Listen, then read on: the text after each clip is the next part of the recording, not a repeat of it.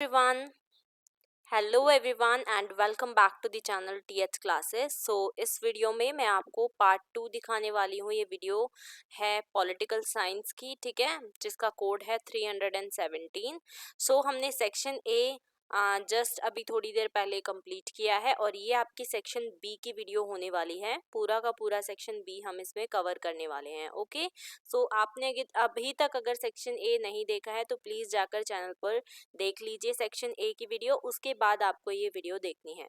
यहाँ पर हम 36 क्वेश्चन से स्टार्ट करने वाले हैं। 35 तक ऑलरेडी फर्स्ट पार्ट में कवर हो चुका है।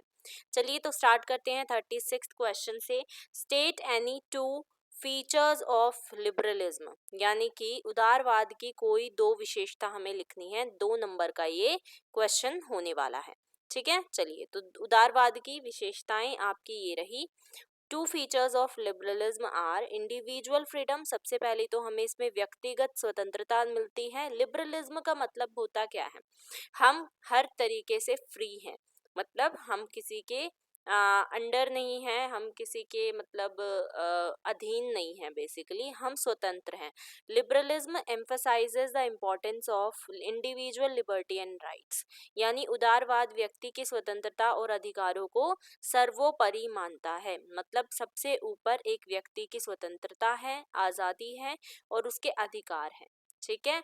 सेकंड पॉइंट आप इसमें लिख सकते हैं democratic government. It supports a government elected by the people and based on the rule of law, यानी लोकतांत्रिक शासन पर। उदारवाद में क्या होगा? उदारवाद में जनता द्वारा चुनी गई सरकार और कानून के शासन का समर्थन मिलता है, ठीक है। मतलब अगर कोई भी किसी के अधीन नहीं है, जैसे अगर आप एग्जांपल लो ब्रिटिश कंट्री, जब हमारे यहाँ पर ब्रिटिशर्स का राज था, ठीक है, हमारा देश जब आज़ाद नहीं था तो हम अंग्रेज़ों के अधीन थे और हमारी खुद की सरकार हम नहीं बना सकते थे।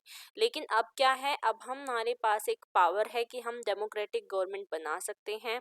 हम अपनी सरकार खुद चुनते हैं और अपने आप उनके कानून के शासन का भी समर्थन करते हैं, ठीक है। उदारवाद की हमने दो विशेषताएं बता दी। 37th है नेम एनी 4 फंडामेंटल राइट्स। मैंने पिछली वीडियो में आपको छः जितने भी हमारे पास फंडामेंटल राइट्स हैं, इन एट प्रेजेंट हमारे पास 6 हैं, लेकिन पहले हमारे पास 7 हुआ करते थे।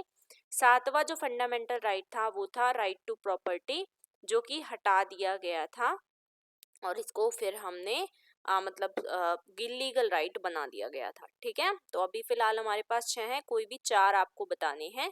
मौलिक अधिकारों के नाम लिखने हैं ओनली। तो 2 नंबर का ही क्वेश्चन है। देख लो मौलिक अधिकारों के नाम। 4 फंडामेंटल राइट्स कौन कौन से हैं? राइट टू इक्वालिटी, समानता का अधिकार, राइट टू फ्रीडम, स्वतंत्रता का अधिकार, राइट अगेंस्ट एक्सप्लॉइटेशन, शोषण के विरुद्ध अधिकार, और राइट टू कॉन्स्टिट्यूशनल रेमेडी, यानी कि संवैधानिक उपचार का अधिकार हमें दिया गया है, ठीक है। तो ये 4 अधिकार हैं। इसके अलावा हमारे पास और कौन कौन से अधिकार हैं? Right to education and right to religious freedom, यानी कि फ्रीडम ऑफ रिलीजन। हमारे पास अधिकार है कि हम कोई भी धार्मिक मतलब धर्म अपना सकते हैं।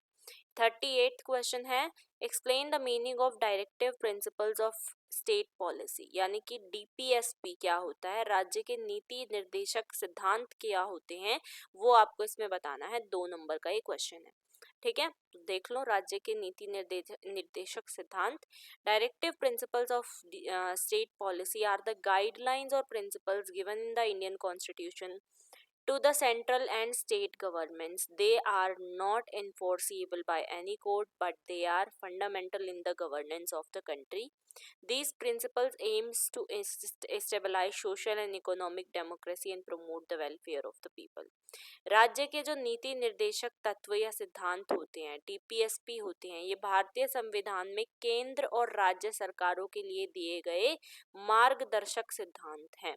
ये केंद्र और जो हमारी राज्य सरकारें हैं उनको ये मार्गदर्शक सिद्धांत दिए गए हैं। ये अदालत द्वारा लागू नहीं किए जा सकते, लेकिन देश के शासन में ये मौलिक मार्गदर्शक होते हैं। मतलब ये एनफोर्सिएबल नहीं है कोर्ट में। इसका मतलब ये है कि डीपीएसपी का अगर उल्लंघन होता है तो उस केस में आप कोर्ट में नहीं जा सकते हैं, लेकिन फिर भी एक मौलिक मार्गदर्शक होते हैं।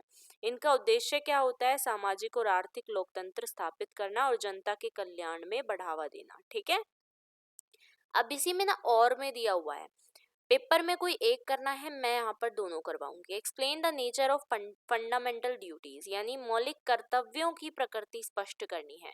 मौलिक कर्तव्यों की क्या प्रकृति है? The fundamental duties are moral obligations of all citizens of India. They were added to the constitution by 42nd amendment in 1976। जो मौलिक कर्तव्य है वो भारत के सभी नागरिक, जितने भी नागरिक हैं, उनके नैतिक दायित्व है। नैतिक दायित्व मतलब मोरल ऑब्लिगेशन होता है। इसका मतलब ये है कि आपको, जैसे फॉर एग्जांपल हमारे फंडामेंटल ड्यूटीज में आता है कि हमें हमेशा अपने जो हमारा तिरंगा है उसकी हिफाजत करनी है। मतलब इन द सेंस कि आपको हमेशा उसकी रिस्पेक्ट करनी है, कभी भी उसकी डिसरिस्पेक्ट नहीं करनी है हमारे तिरंगे की। इसके अलावा जैसे हमारे जन गण मन होते हैं, राष्ट्रीय गीत और राष्ट्रीय गान, ठीक है, हमेशा अपने जो हाथ हैं उनको आगे की तरफ क्रॉस करके और हमेशा अपने राष्ट्रीय गान और राष्ट्रीय गीत के लिए रिस्पेक्ट दिखाते हुए स्टिल स्ट्रेट खड़ा रहना है। ठीक है, तो वो भी हमारी फंडामेंटल ड्यूटीज़ में आता है।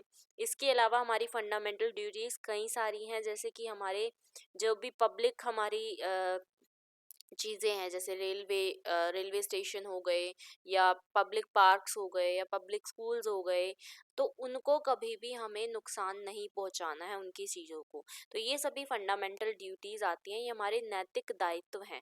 इन्हें संविधान में 42वें संशोधन जो कि 1976 में हुआ था उसके द्वारा जोड़ा गया था। These duties remind citizens to be responsible towards a nation, society and environment.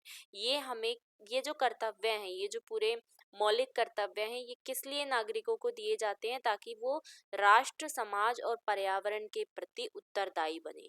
यानी उनकी एक रिस्पॉन्सिबिलिटी है अपने पूरे राष्ट्र, अपने पूरे देश, समाज और पर्यावरण के लिए।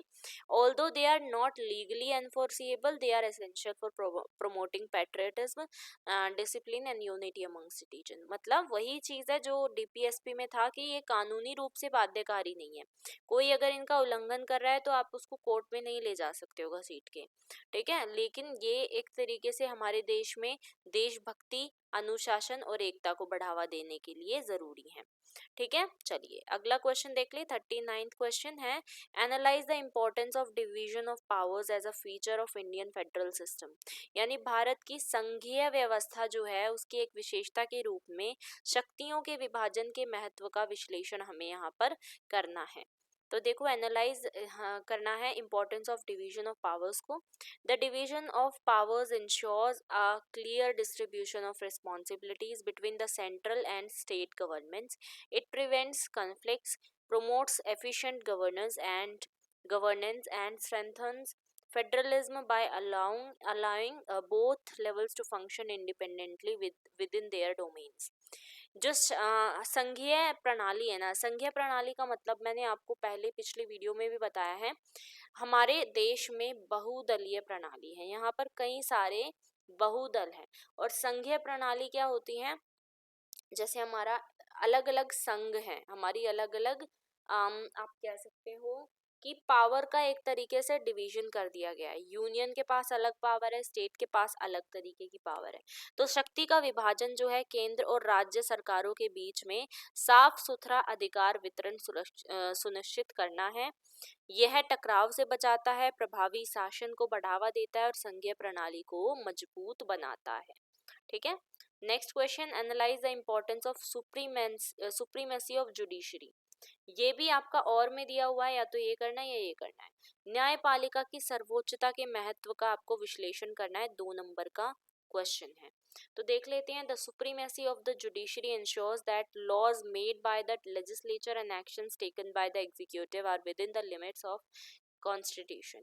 It protects the rights of citizens, maintains the rule of laws, and acts as a guardian of the constitution. तो न्यायपालिका जो है वो सबसे ऊपर क्यों है? देखो, मैंने आपको पिछली वीडियो में भी बताया था क्या होता है। लेजिस्लेचर जो होता है मतलब कार्यपालिका हमारी जो विधायिका होती है वो सबसे पहले मैंने आपको बताया था विधायिका कानून बनाती है। कार्यपालिका जो है वो क्या करती है, उनको लागू करती है। और न्यायपालिका है वो अगर कोई कानून उस कानून को फॉलो नहीं कर रहा है तो न्यायपालिका उसको सजा देने का काम करती है, उसको दंड देने का काम करती है, हो सकता है उसको जेल भी पहुंचा सकती है। तो इसमें हमें पूछा गया है कि न्यायपालिका सबसे ऊपर क्यों है, सबसे सर्वोच्च क्यों है। देखो, सर्वोच्च आपको यहाँ पे साफ पता चल रहा है कि अगर कोई कानून बन रहा है, ठीक है, उसको बनाना उसको लागू करना बिल्कुल एक अलग बात है, लेकिन लोगों में एक तरीके से ये डर लाना या एक तरीके से उनमें ऑब्लिगेशन लाना कि तुम अगर फॉलो नहीं करोगे तो तुम्हारे साथ ये भी हो सकता है, तो वो क्या कौन करता है, वो न्यायपालिका करती है ना। क्योंकि वही बात है ना, जब तक लोगों में डर ना हो तो कोई फॉलो नहीं करना चाहेगा कानून को। इसीलिए इसके द्वारा किए गए कार्य संविधान की सीमाओं के भीतर होते हैं। यह नागरिकों के अधिकारों की रक्षा करती है, कानून का शासन बनाए रखती है और संविधान के संरक्षक के रूप में कार्य करती है। और ऐसा नहीं है कि ये सिर्फ और सिर्फ जो आम जनता है उन्हीं को मतलब न्याय दे सकती है, उन्हीं को एक तरीके से सजा दे सकती है।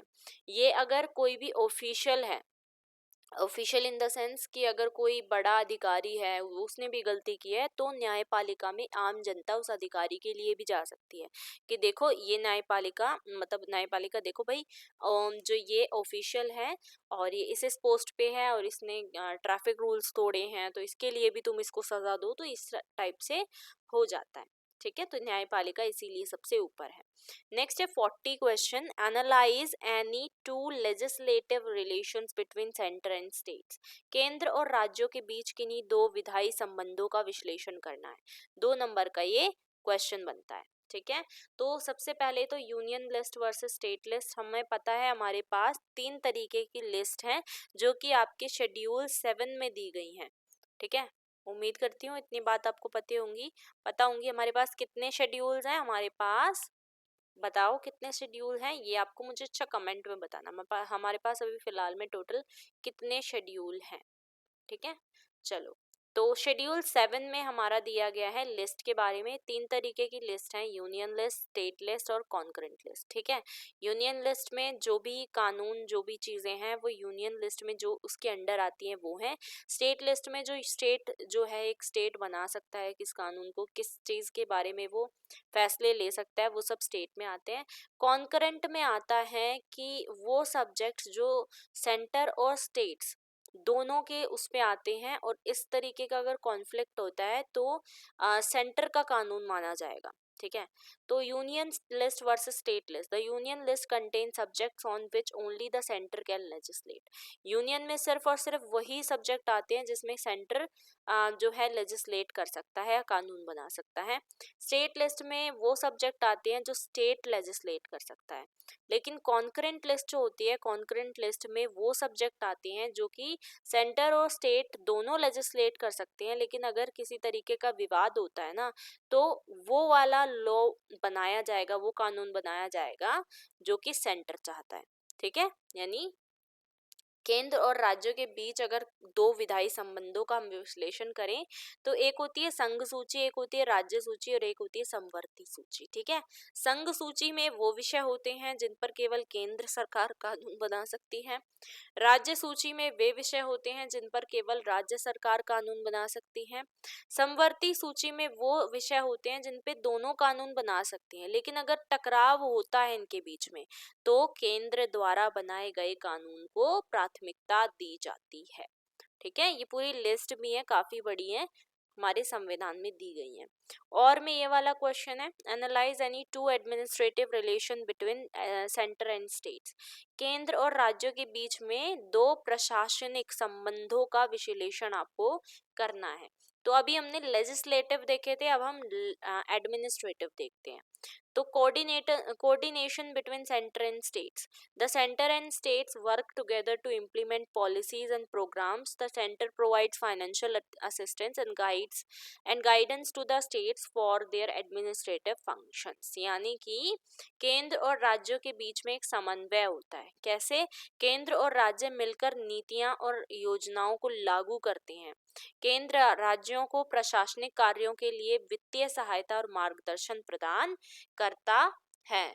ठीक है, मतलब जो केंद्र होता है वो राज्य को एक तरीके से वित्तीय सहायता दे सकता है, फाइनेंशियल जो भी हेल्प है वो दे कर सकता है वो। Control of the centre over states, यानी जो सेंटर है, अगर किसी भी the centre can issue directions to the states regarding matters in concurrent list and ensure the state laws align with national policies and interest. ठीक है, तो केंद्र राज्यों को समवर्ती सूची के विषयों पर निर्देश जारी कर सकता है और ये सुनिश्चित कर सकता है कि राज्य के कानून राष्ट्रीय नीतियों और हितों के अनुरूप हो। अभी हमने देखा था कि एक समवर्ती सूची होती है, उसमें क्या होता है, केंद्र और राज्यों के बीच में दोनों को अधिकार है, केंद्र भी बना सकता है, राज्य भी बना सकता है उस केस में कानून। जैसे कि आप ले लो डाइवोर्स।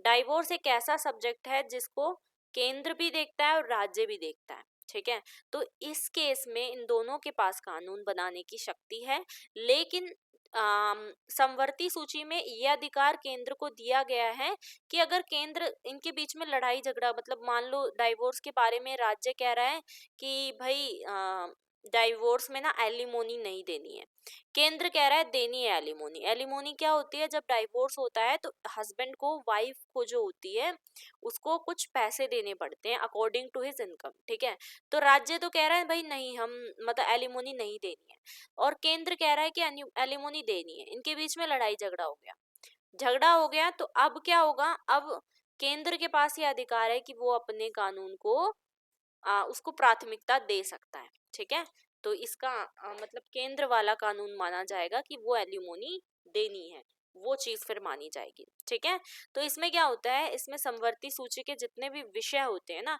उन पर केंद्र क्या कर सकता है, वो राज्यों को एक तरीके से निर्देश दे सकता है कि इस तरीके से नीति बनाई जाए, हित इस तरीके से राष्ट्रीय हित में हो, वो सब चीजें। चलिए 41 क्वेश्चन देख लेते हैं। Explain any two executive powers of the president of India. हर बार आता है ये क्वेश्चन, बहुत इंपॉर्टेंट है। भारत के राष्ट्रपति की किन्हीं दो कार्यपालिका संबंधी शक्तियों की व्याख्या हमें करनी है। तो दो एग्जीक्यूटिव पावर्स क्या है प्रेसिडेंट की, सबसे पहली तो अपॉइंटमेंट पावर एंड देन आती है military power. The president has the power to appoint the prime minister, council of ministers and judges of supreme court and high courts। यानी कि उनके पास नियुक्ति की शक्ति है। राष्ट्रपति आपको पता है हमारे देश का हेड है, हेड ऑफ द कंट्री, मतलब सबसे ऊंचे अगर पद पे कोई है तो वो राष्ट्रपति ही है देश के। तो उसके पास एक नियुक्ति की शक्ति है। वो राष्ट्रपति प्रधानमंत्री को नियुक्त करता है, प्रधानमंत्री को मतलब एक तरीके से अपॉइंट करता है। मंत्री परिषद जो पूरा का पूरा काउंसिल ऑफ मिनिस्टर्स है, जिसको आप राज्यसभा के नाम से भी जानते हो, राज्यसभा का अपॉइंटमेंट कौन करता है, वो भी प्रधानमंत्री नहीं, सॉरी, राष्ट्रपति करता है। और सुप्रीम कोर्ट और जो उच्च न्यायालय है, जो आपका सुप्रीम कोर्ट है और जो आपका हाई कोर्ट है, इनके जितने भी जस्टिस होते हैं, मतलब न्यायाधीश होते हैं, जज होते हैं, उनकी नियुक्ति भी उसके करने की शक्ति भी राष्ट्रपति को होती है। उसके बाद सैन्य शक्ति, मिलिट्री पावर्स क्या होती हैं, president is the supreme commander of the armed forces and can declare war और peace in consultation with the cabinet. यानी जो राष्ट्रपति होता है वो सशस्त्र बलों के सर्वोच्च कमांडर होता है और वे कैबिनेट से परामर्श करके या युद्ध भी करवा सकता है वो, और शांति की घोषणा भी कर सकते हैं। ठीक है, एक minute just, yes. So now अगला इसमें सवाल दिया गया है और में explain any to legislative powers of president of India. ये हमने एग्जीक्यूटिव देख ली, कार्यपालिका वाली। अब हम देखेंगे विधायी शक्तियां क्या है हमारे राष्ट्रपति के पास। ठीक है, so two legislative powers of president of India, power to summon and prorogue parliament, ठीक है.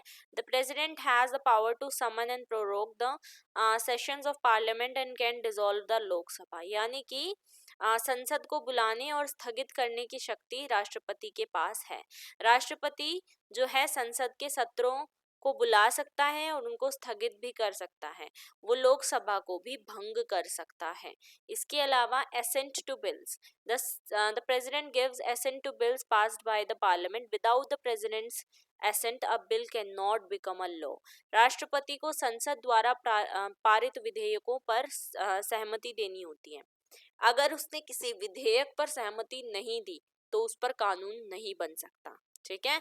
कोई अगर विधेयक लेके आया है, वही एलिमोनी वाला ले लेते हैं कि किसी ने विधेयक दिया वहां पर, ठीक है, पार्लियामेंट में कि देखो एलिमोनी जो है वो मिलनी चाहिए, ठीक है, और नहीं मिलनी चाहिए, मान लेते नहीं मिलनी चाहिए, ये बोला गया. प्रेसिडेंट के पास फिर ये विधेयक भेजा गया कि ऐसे ऐसे विधेयक है, पार्लियामेंट में आया है, बोल रहा है कि एलिमोनी नहीं मिलनी चाहिए. प्रेसिडेंट ने बोला नहीं, ये गलत है, एलिमोनी तो भाई मिलेगी. ठीक है, एलिमोनी तो मिलेगी क्योंकि इतने सालों तक औरतों ने सहा है तो उन्हें एलिमोनी तो दी जाएगी. तो प्रेसिडेंट ने बोला एलिमोनी दी जाएगी, फिर पार्लियामेंट चाहे कुछ भी बोलता रह जाए, यही इसका इसने जो बोल दिया वही होगा, एलिमोनी फिर दी जाएगी. ठीक है, तो यही इस तरीके से है, मतलब एसेंट, बिल को एसेंट करने की उसके पास शक्ति होती है. नेक्स्ट है explain any two functions of the vice president. अब हम पहले हम पढ़ रहे थे राष्ट्रपति के बारे में, अब हम पढ़ेंगे भारत के उपराष्ट्रपति के बारे में. कोई भी दो कार्य हैं उसके बताने हैं. Presiding officer of Rajya Sabha, the Vice President of India is the ex officio chairman of the Rajya Sabha and presides over its sessions. यानी जो राज्यसभा के सभापति होते हैं, जो उपराष्ट्रपति राज्यसभा के पूर्व अधिकार सभापति होते हैं और इसके सत्रों की ये अध्यक्षता भी करते हैं. ठीक है, इसके अलावा ये एक्टिंग प्रेसिडेंट भी होते हैं. मान लीजिए आपका फॉर एग्जाम्पल द्रौपदी मुर्मू जी हैं, कल को, अच्छा ठीक है, कोई और एग्जांपल ले लेते हैं. एक्टिंग प्रेसिडेंट बेसिकली क्या होता है, किसी केस में अगर प्रेसिडेंट गायब है या प्रेसिडेंट जो है वो उसकी डेथ हो जाती है या वो बीमार पड़ जाता है या वो अपना पद छोड़ना चाहता है, तो हम कभी भी प्रेसिडेंट का जो राष्ट्रपति का पद है वो खाली नहीं रख सकते. ठीक है, क्यों नहीं रख सकते, क्योंकि प्रेसिडेंट हमने बोला कि एक हेड ऑफ कंट्री है. अगर किसी कंट्री के पास उसका हेड ही नहीं होगा, मान लो आपके घर में अगर हेड नहीं है, ठीक है, आपके फादर जो हेड हैं या आपकी मदर जो हेड हैं वो नहीं है, वो कहीं जा रखी हैं या वो मतलब कुछ भी हो सकता है. ठीक है, तो उस केस में क्या होता है, उस केस में आपका जो भी बड़ा भाई हो या कोई भी बड़ी बहन हो वो बन जाती है ना, एक तरीके से हेड ऑफ द फैमिली वो बन जाती है.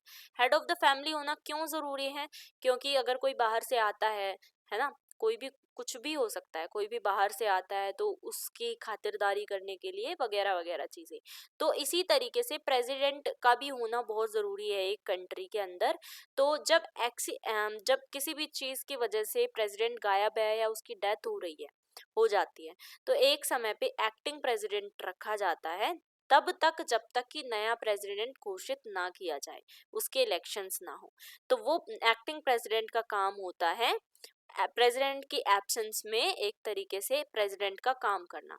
वो पावर दी गई है वाइस प्रेसिडेंट को. ठीक है, वाइस प्रेसिडेंट बन जाता है acting president. Can act as the president of India and perform all the duties and functions of the president. यानी कि वो एक तरीके से उस समय पे POI प्रेसिडेंट ऑफ इंडिया बन जाता है और उसकी सभी ड्यूटीज, उसके सभी फंक्शंस को एक तरीके से उसका निर्वाह, उसके जितने भी कर्तव्य कार्य हैं उनका निर्वाह करता है. हिंदी में उसको कार्यवाहक राष्ट्रपति कहते हैं. ठीक है, इसी में अगला है explain any two functions of the cabinet. मंत्रिमंडल के कोई दो कार्य स्पष्ट करने हैं. तो मंत्रिमंडल के कोई दो कार्य ये रहे आपके, formulation of policies, decision making body. तो जो कैबिनेट होता है उसका क्या काम होता है, कैबिनेट जो है एक तरीके से आपकी जितनी भी नेशनल पॉलिसी हैं जो कि इकोनॉमिक्स के ऊपर, डिफेंस के ऊपर, फॉरेन रिलेशंस या और भी कोई भी पॉलिसी अगर आपको बनानी है, नीतियों का निर्माण करना है, जो राष्ट्रव्यापी नीतियां हैं उनका निर्माण करना है, तो इसमें महत्वपूर्ण महत्वपूर्ण भूमिका निभाता है एक कैबिनेट। वो आर्थिक, रक्षा, विदेशी संबंध वगैरह वगैरह के लिए नीतियां बना सकता है। और ये डिसीजन मेकिंग बॉडी भी है, ठीक है। और यहाँ पर ये जो पार्ट 1 लिखा है ये सेकंड पार्ट है। अच्छा, डिसीजन मेकिंग बॉडी भी है। The cabinet is the main decision making body of the government and makes important decision regarding the administration and governance of the country. यानी कि निर्णय लेने वाली भी संस्था होती है कैबिनेट, ठीक है। कैबिनेट सरकार की मुख्य निर्णय लेने वाली संस्था है और ये देश के प्रशासन और शासन से संबंधी महत्वपूर्ण निर्णय भी लेती है। अगला क्वेश्चन 2 नंबर के लिए, analyse the original jurisdiction of the supreme court. सर्वोच्च न्यायालय के मूल क्षेत्र अधिकार का विश्लेषण हमें करना है। तो मूल क्षेत्र अधिकार क्या होते हैं? फॉर्मुलेशन ऑफ पॉलिसीज, अच्छा वही आ गया, ये कैबिनेट के 2 कार्य, अच्छा यहाँ पर ये रहा। ओरिजिनल जुरिस्डिक्शन क्या है सुप्रीम कोर्ट के? The original jurisdiction of supreme court refers to the power of court to hear cases directly without the need for an appeal. यानी कि सुप्रीम कोर्ट जो है वो मौलिक न्यायिक शक्तियों, हाँ सही है, न्यायिक शक्ति का मतलब है कि कोर्ट के पास सीधे मामले सुनने का अधिकार होता है बिना अपील के, ठीक है। सुप्रीम कोर्ट की जो मौलिक न्यायिक शक्ति है उसके हिसाब से आप बिना अपील के उनके पास मामले सुनने का अधिकार है। It includes matters such as dispute between 2 or more states or between the center and a state and as well as enforcement of fundamental rights। यानी इसके पास ये भी शक्तियां हैं कि वो कोई भी अगर 2 राज्य हैं उनके बीच में विवाद हो रहा है, या केंद्र के बीच में, राज्य और केंद्र के बीच में विवाद हो गया, और राज्यों की दोनों के बीच में विवाद हो रहे हैं, या मौलिक अधिकारों का कोई उल्लंघन कर रहा है, उस मामले को भी सुप्रीम कोर्ट अपनी मौलिक अधिकारिकता में सुनता है। मतलब आप सीधे इन केसेस में सीधे सुप्रीम कोर्ट के पास जा सकते हो, छोटे मोटे कोर्ट के पास नहीं जाना। Describe any 2 hindrances to good governance. पहला हिंड्रेंस हमने, पहली बाधा सुशासन या अच्छे शासन के लिए हमने देखी थी, क्या? करप्शन, है ना। करप्शन एक तरीके से हमारे लिए बाधा है अच्छी शासन ना होने का। सेकंड हमारा आ जाता है इनएफिशिएंट ब्यूरोक्रेसी। करप्शन एक मेजर हिंड्रेंस है गुड गवर्नेंस के लिए। क्यों? क्योंकि ये misuse of public resources and erodes public trust in the government, ठीक है। क्यों होता है एक भ्रष्टाचार बड़ी बाधा इसलिए है क्योंकि सार्वजनिक संसाधनों का दुरुपयोग कर सरकार पर जनता का विश्वास ये कम कर देता है। और सेकंड है अकार्यकुशल ब्यूरोक्रेसी। एक जो अकार्यकुशल ब्यूरोक्रेसी होती है जिसमें देरी, लाल फीताशाही और जिम्मेदारी की कमी होती है, वो सरकार की नीतियों और सेवाओं के प्रभावी कार्यान्वयन में रुकावट डालती है। मैंने देखो ज्यादा बड़े आंसर्स नहीं लिखे हैं। क्यों नहीं लिखे हैं? क्योंकि ये 2 मार्क्स के क्वेश्चंस है, उसमें उतना ही लिखना है जितना सफिशिएंट आपसे पूछा गया है, ठीक है। एक इनएफिशिएंट ब्यूरोक्रेसी यानी कि एक इस तरीके की नौकरशाही जिसमें वो ढंग से काम नहीं कर रहे हैं, डीले कर रहे हैं, रेड टेप पे ज़्यादा वो करते हैं, ठीक है। रेड टेप का मतलब होता है कि वीआईपी वगैरह के काम जल्दी करना, लैक ऑफ अकाउंटेबिलिटी है, ठीक है, और इफेक्टिव इम्प्लीमेंटेशन नहीं होगा गवर्नमेंट पॉलिसी और सर्विसेज का। चलिए नेक्स्ट क्वेश्चन 45 है, 2 नंबर का है ये भी। Analyse any 2 steps taken by government of India to protect the environment. पर्यावरण की सुरक्षा के लिए भारत सरकार द्वारा उठाए गए किन्हीं 2 कदम जो उन्होंने उठाए हैं उनका विश्लेषण हमें यहाँ पर करना है। तो देखो 2 नंबर का ये क्वेश्चन है। पहला जो है वो है national action plan on climate change NAPCC, ठीक है। एंड सेकेंड है अफॉरेस्टेशन एंड रिफॉरेस्टेशन प्रोग्राम्स। सबसे पहले तो गवर्नमेंट ऑफ इंडिया ने जो लॉन्च किया है वो है NAPCC to address climate change and reduce the country's carbon footprint by focusing on renewable energy efficiency and sustainable development. Hindi में देख लो राष्ट्रीय जलवायु परिवर्तन क्रियावली योजना।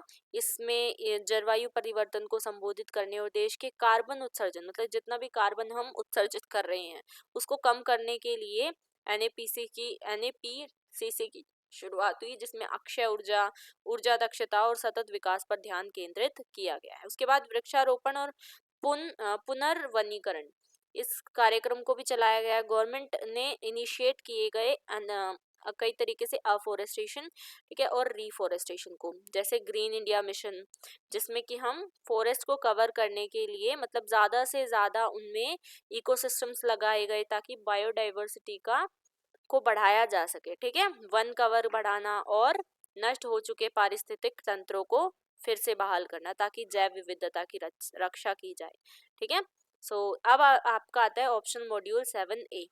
तो देखो मैं ऑप्शन मॉड्यूल 7A करवाऊंगी, लेकिन 7B मतलब कोई भी आपको एक करना है, ठीक है, कोई भी एक करना है इसमें से 46 क्वेश्चन में, ठीक है। देखो 46 यहाँ भी है, यहाँ भी है, तो कोई भी एक कर लेना।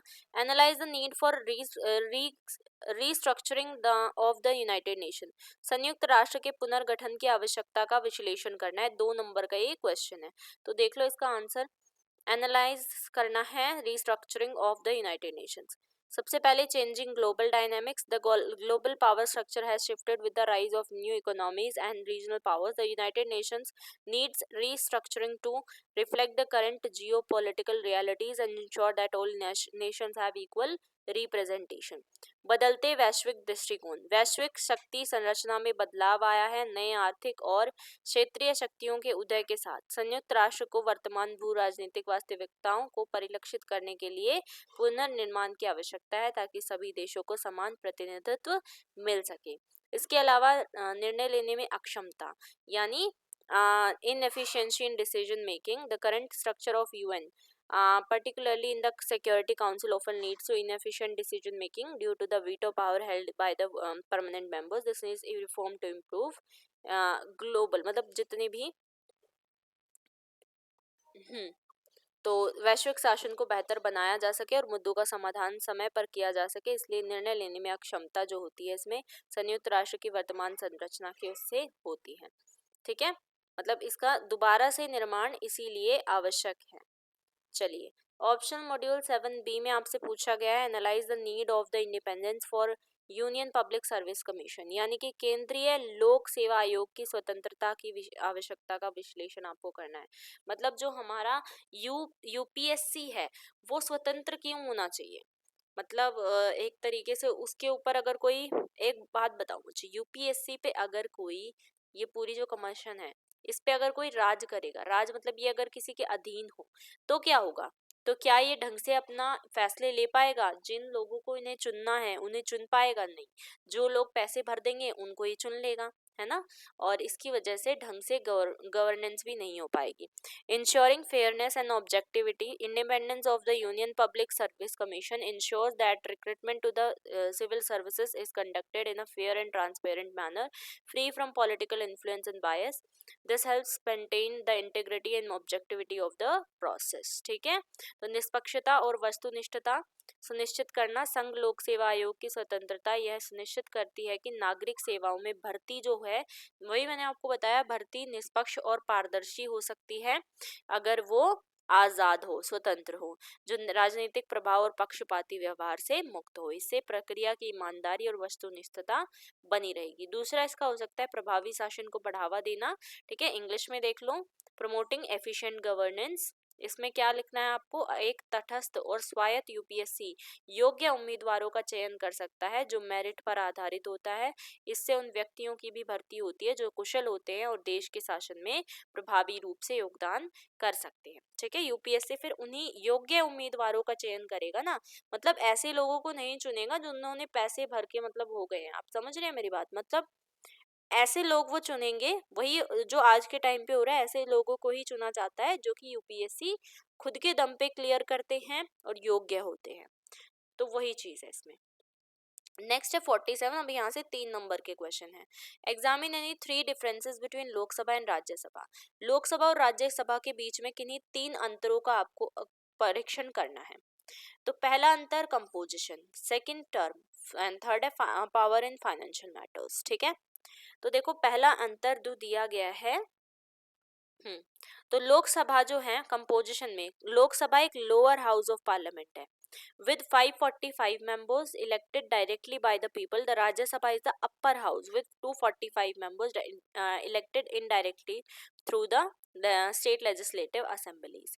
यानी कि लोकसभा संसद का निचला सदन है, इसमें 545 सदस्य होते हैं जो सीधे लोगों के द्वारा चुने जाते हैं, और राज्यसभा संसद का उच्च सदन होता है, ठीक है, जिसमें 245 सदस्य होते हैं जो सीधे लोगों के द्वारा नहीं चुने जाते, वो राज्य विधानसभाओं के द्वारा अप्रत्यक्ष रूप से चुने जाते हैं। कार्यकाल की अगर बात करें, टर्म की बात करें, तो लोकसभा की जो टर्म होती है वो 5 साल की होती है, अगर ये पहले भंग ना हो तो ये 5 साल तक चलती है। राज्यसभा एक परमानेंट बॉडी है, इसका 1/3 जो मेंबर्स होते हैं वो रिटायर होते हैं हर 2 साल में। ठीक है, 5 साल का होगा लोकसभा का कार्यकाल, अगर इससे पहले इसे भंग ना करा जाए तो। इसके विपरीत राज्यसभा एक स्थायी संस्था है जिसमें हर 2 साल में 1/3 सदस्य सेवानिवृत्त या रिटायर हो जाते हैं।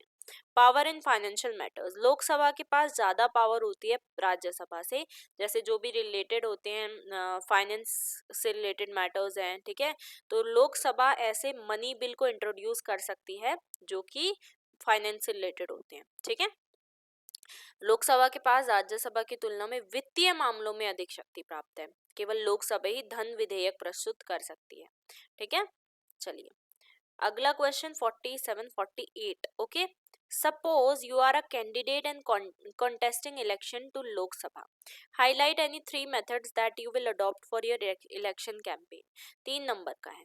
मान लीजिए कि आप लोकसभा का एक चुनाव लड़ रहे हैं, आप अपने चुनाव प्रचार के लिए कौन से 3 तरीके अपनाएंगे? तो पहला door to door campaigning, second use of social media and third है पब्लिक मीटिंग विद रैलीज। ये क्वेश्चन आपकी एक तरीके से सोच पे डिपेंड करता है, आप कितना सोच सकते हैं। ठीक है, लोकसभा के मेंबर आप बनना चाहते हैं, इलेक्शन में लड़ना चाहते हैं, तो आप कौन से 3 तरीके अपनाओगे? पहला तो है कि मैं डोर टू डोर लोगों के पास जाके उनसे पर्सनली मिलूंगा, ठीक है, उनसे इंटरेक्ट करूंगा डायरेक्टली, और उनकी जो प्रॉब्लम्स है और उनके ट्रस्ट को, लोगों के घर जाके सीधा संवाद करना, उनकी समस्याएं सुनना और उनके ऊपर विश्वास कायम करवाना। Use of social media, I would use platforms like Facebook, WhatsApp and YouTube to connect with the youth and spread my message widely. ऐसा ही होता है, फेसबुक, व्हाट्सएप और यूट्यूब जैसे सोशल मीडिया प्लेटफॉर्म का उपयोग करूंगा। पहला ऐसा नहीं होता सोशल मीडिया प्लेटफॉर्म का उपयोग, लेकिन आज ज़्यादा होने लग गया है, ताकि युवाओं से जुड़ सकूं और अपना संदेश दूर दूर तक पहुंचा सकूं। और पब्लिक मीटिंग्स और रैलीज में जाऊंगा, organising public rallies and speeches to inform voters about my vision plan and party policies. Right, मैं जनसभाएं, भाषण आयोजित करूंगा ताकि लोगों को अपनी योजनाओं, नीति और दृष्टिकोण से अवगत करा सकूं। और में दिया हुआ है analyse the importance of model code of conduct for a free and fair election, यानी निष्पक्ष और स्वतंत्र चुनाव करवाने के लिए आदर्श आचार संहिता बतानी है, उसके महत्व क्या होंगे। तो आदर्श आचार हाँ, आचार संहिता, तो ये इम्पोर्टेंस है इसके, इंश्योर फेयर प्ले। तो अगर MCC मॉडल कोड कंडक्ट होगा तो उससे जो है एक तरीके से सभी पॉलिटिकल पार्टीज और कैंडिडेट्स के को एक यूनिफॉर्म रूल जो फॉलो करना पड़ेगा इलेक्शंस के टाइम पे, और इससे पावर का मिसयूज नहीं होगा और एक फेयर कंपटीशन होगा, है ना। आदर्श आचार संहिता अगर होगी तो ये सुनिश्चित करती है कि सभी राजनीतिक दल और उम्मीदवार चुनाव के दौरान एक जैसे नियमों का पालन करें, जिससे निष्पक्ष प्रतिस्पर्धा बनी रहे। ठीक है, prevents misuse of government machinery. It prohibits the ruling party from using official resources and positions for election advantage, helping maintain a level playing field for all candidates.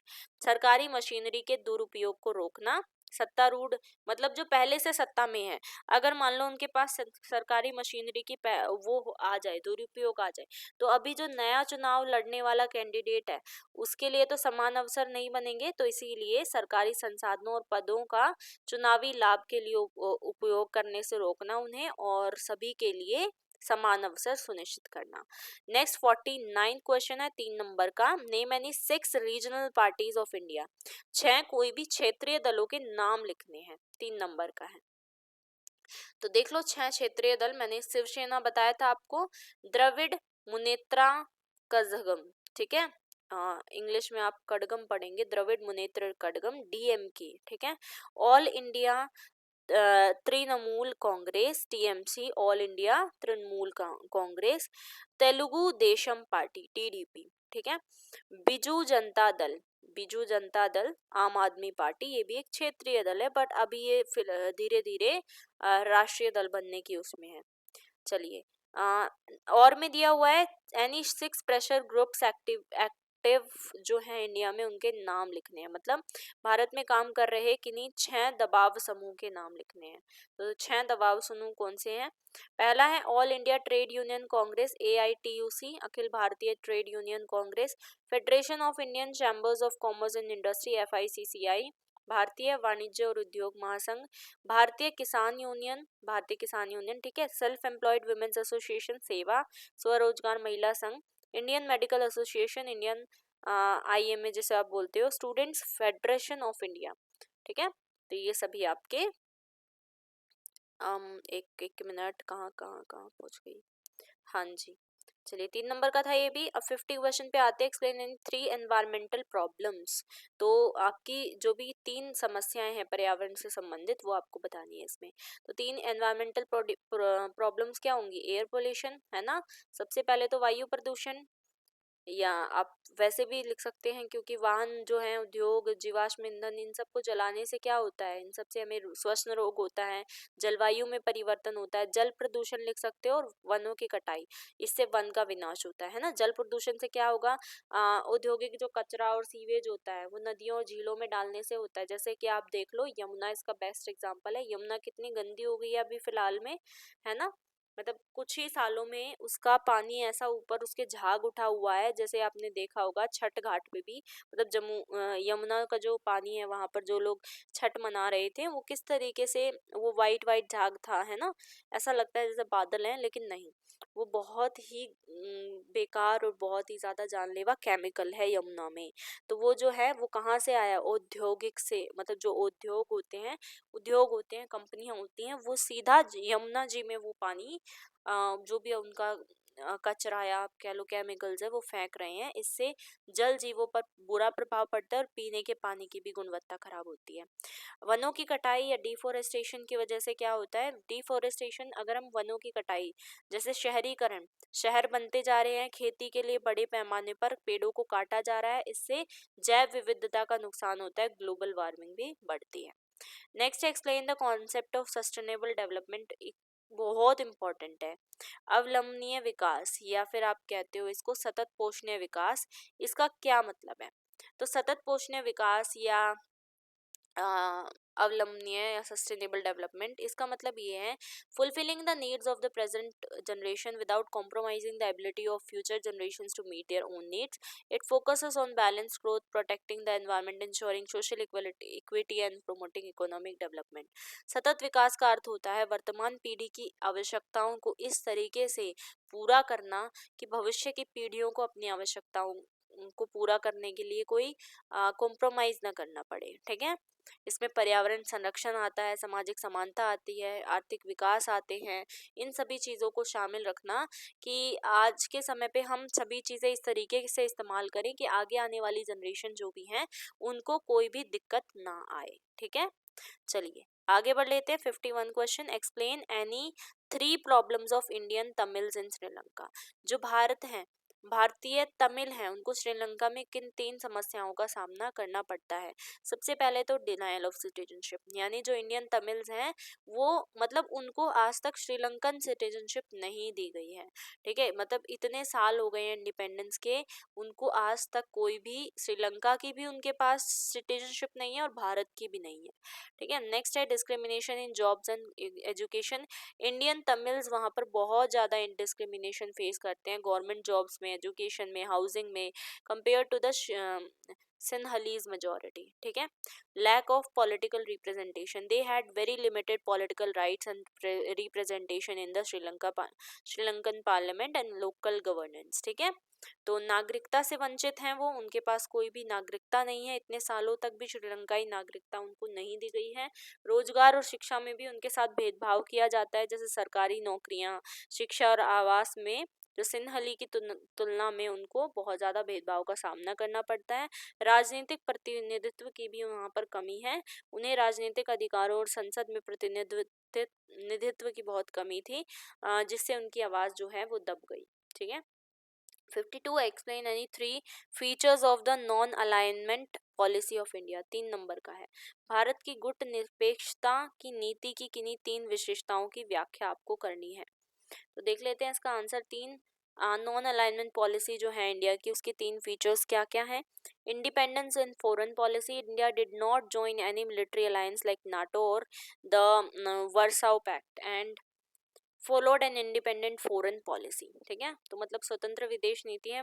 Bharat ने कभी भी नाटो या वार्सा संधि जैसी किसी भी सैन्य गठबंधन में शामिल नहीं हुई, ये नहीं हुआ भारत। स्वतंत्र विदेश नीति इसने अपनाई। शांतिपूर्ण सह अस्तित्व, यानी कि हमारा एक पीसफुल को एग्जिस्टेंस है। इंडिया हमेशा बिलीव करता है एक फ्रेंडली रिलेशन मेंटेन करने का सभी कंट्रीज के साथ, सभी देशों के साथ, और इसीलिए हमारी कोई पॉलिटिकल आइडियोलॉजीज भी नहीं है, ठीक है।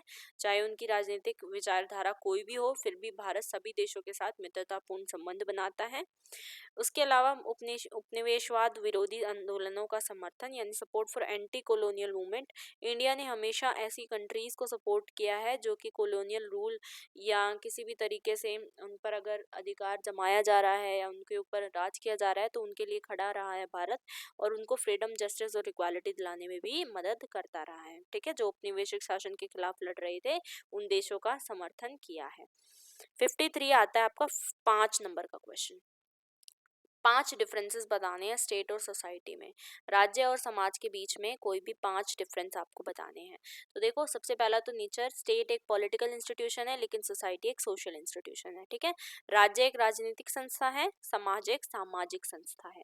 ओरिजिन की अगर बात करें, स्टेट जो है वो लॉ और कॉन्स्टिट्यूशन से फॉर्म हुआ है। सोसाइटी नेचुरली फॉर्म हुई है ना। सोसाइटी कितनी पुरानी है? स्टेट तो अभी बनाए गए हैं, लेकिन सोसाइटी कितनी पुरानी है? सोसाइटी यानी समाज। राज्य कानून और संविधान से बनता है, समाज स्वाभाविक रूप से विकसित होता है। जहां पर आप रहते हो वहां का अलग समाज आपका बन जाता है। स्टेट यानी आप एक स्टेट दिल्ली में रह रहे हो, लेकिन दिल्ली में कई तरीके के अलग अलग समाज के लोग रह रहे हैं, राइट। टेरिटरी, स्टेट की एक फिक्स्ड ज्योग्राफिकल बाउंड्री होती है, सोसाइटी की कोई डिफाइंड बाउंड्री नहीं होती है, मतलब क्षेत्र नहीं होता है, इसका एक भौगोलिक सीमा नहीं है समाज की, लेकिन राज्य की है। सोवर्निटी की बात करें, स्टेट के पास एक सोवर्निटी होती है, सोसाइटी के पास नहीं होती है, यानी उसके पास एक संप्रभुता होती है, सर्वोच्च अधिकार होता है, समाज के पास नहीं होता है। Use of force, state can use force to maintain law and order, society functions through mutual understanding and customs. यानी राज्य जो है वो बल का प्रयोग कर सकता है, समाज लेकिन बल का प्रयोग नहीं करता, वो आपसी समझ और परंपराओं से जुड़ा होता है। इसी में और में दिया हुआ है, कोई भी 5 डिफरेंसेस बताने हैं स्टेट और अदर एसोसिएशन के। राज्य और अन्य संगठनों के बीच कोई भी 5 अंतर बताने हैं। तो आप यहाँ से देख लीजिएगा, स्टेट और अदर एसोसिएशन के बीच क्या क्या अंतर है। एक तो सोवर्निटी, स्टेट के पास सोवर्निटी है, ठीक है, जिसका मतलब है एक सुप्रीम अथॉरिटी है, लेकिन एसोसिएशन के पास ऐसा नहीं है। Compulsory membership, membership of the state, किसी भी एक स्टेट की मेंबरशिप लेना बहुत ज़रूरी है, लेकिन एसोसिएशन की मेंबरशिप एक वॉलंटरी चीज़ हो जाती है। टेरिटरी मतलब स्टेट की एक फिक्स टेरिटरी होती है, एसोसिएशन कहीं भी किसी भी टेरिटरी में जाके काम कर सकता है। फोर्स की बात करें, state can legally use force, वही जो समाज के बारे में था, लेकिन एसोसिएशन नहीं कर सकता। स्टेट जो है वो ओवरऑल वेलफेयर ऑफ सोसाइटी के ऊपर काम करता है, लेकिन एसोसिएशन जो है वो स्पेसिफिक पर्पस, जैसे स्पोर्ट्स एसोसिएशन, कल्चर एसोसिएशन या रिलीजन एसोसिएशन, इन पे काम करती है, ठीक है। लास्ट क्वेश्चन की तरफ बढ़ते हैं। ऑप्शन मॉड्यूल ए और ऑप्शन मॉड्यूल बी से क्वेश्चन है। देखो, ये आपका यहाँ पर 5 नंबर का है, ये भी आपका 5 नंबर का है, कोई भी एक कर लेना।